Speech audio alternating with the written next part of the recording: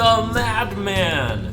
Welcome to my picks for the most impactful cards in Festival of Legends. And I think this is a pretty good one because this actually features not like a lot of cards in one class, but I think each class got something particularly good. Let's start with number 10. You got Barrel of Monkeys for Hunter. I think this is the best card that Hunter got. Wow, it's 3 Silverback Patriarchs in one card for -3 mana. Amazing. It activates all your stuff that cares about spells. It's strong enough to appease the Queen Ashara, all by itself. Number 9, Pozic, Audio Engineer. 4 mana, 5/4 Death Rattle, summon 2 3/3s. Like, if a card said that, of course you would run it in a lot of decks. Against a lot of decks, Pozic is going to say exactly that, because he cannot afford 3 mana to summon those bots. Pozic is not a great card in the later game, admittedly, but when you can play your curve and then you play Pozic on 4, could be pretty backbreaking. Number 8, Symphony of Sin. So much value, and I think this is not only a control Warlock card, could be disruptive enough, could be generally good enough to just put into a lot of Warlock decks. Get a spell that's immediately worth 6 mana, and some of which are pretty specific actions, which could turn the game around, and, you know, later on draw them and cast them for 3 mana. So good. Number 7, Glavetar. I think this is the card. This is it. This is the card that makes Outcast a Demon Hunter actually good. Glavetar lets you cash in on all these Outcast cards, draw even more Outcast cards, and then play those Outcast cards, and then, you know, just overwhelm your opponent with them. It's an interesting archetype definer and archetype creator. It's the first musical instrument on this list, but we're going to see many more musical instruments up here, including number 6, Jazz Bass. Jazz Bass is actually a stronger instrument than some of the cards that were higher up on this list, but the main thing about Jazz Bass is that it is specifically meant to ramp into big spells in Shaman, which is not something that Shaman currently does. So Jazz Bass kind of creates a whole new archetype by itself. Transfer something into Ragnaros, then you can criminal lineup that for Ragnaros. Jazz Bass lets all this happen, and potentially is the solid foundation of which an Overload Shaman is built. Number 5, Volume Up. So that's just a really, really strong mage card. 4 mana to get 4 spells from your deck.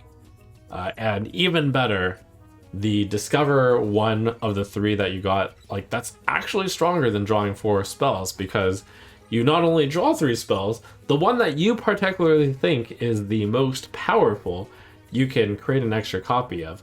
And the extra copy is actually very relevant, because normally you're limited to 2 copies of spells in your deck. A universally good mage card, just like number 4, Cosmic Keyboard. The Cosmic Keyboard is theoretically worth it if you cast 1 3-mana spell, because then that's a 2 mana 3/3. But you're not only getting that, you're getting 2 more charges. So Cosmic Keyboard, insane value. Put it into every mage deck, I want to say, other than the mage decks that only have like 1 mana spells. Number 3, another musical weapon. It's Record Scratcher. This is a card that I think will enable Rogue to do some pretty disgusting things, and will push Rogue in a combo direction. Play a bunch of combo cards, then you break your Record Scratcher, and then create a lot of pretty crazy turns with the amount of mana that you can get off on a single turn.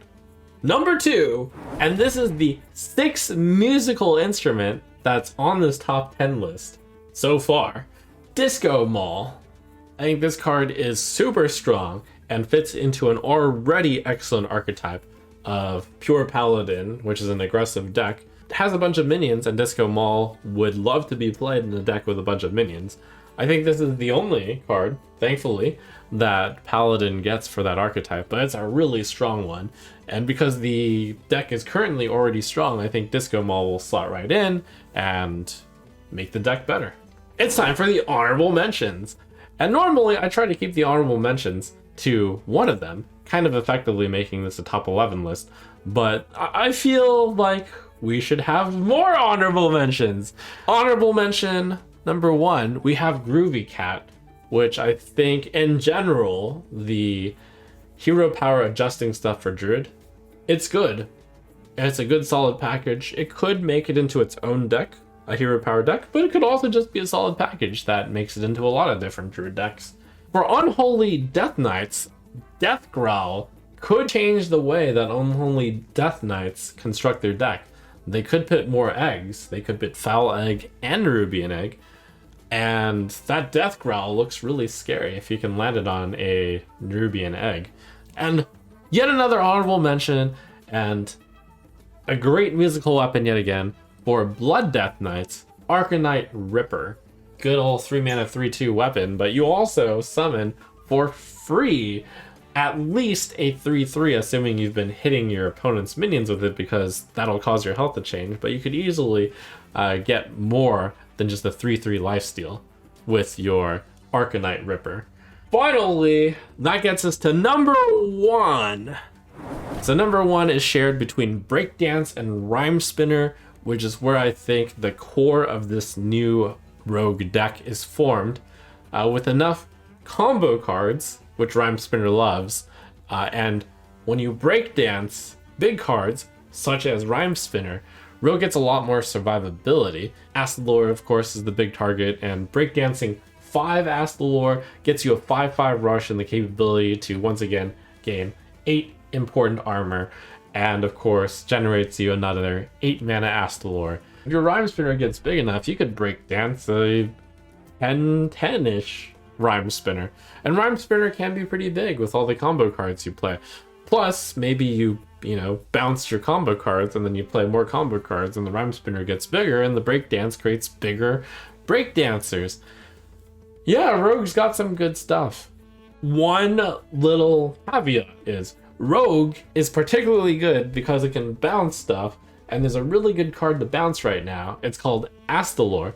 If Astalore gets nerfed, I imagine Rogue will actually be feeling the pain. But there's your top 10. I really like that more than previous top 10s, there's something for almost all the classes. Hello. Or you're not included. And a lot of these classes are getting their signature, like, musical weapon, which represents this particular set.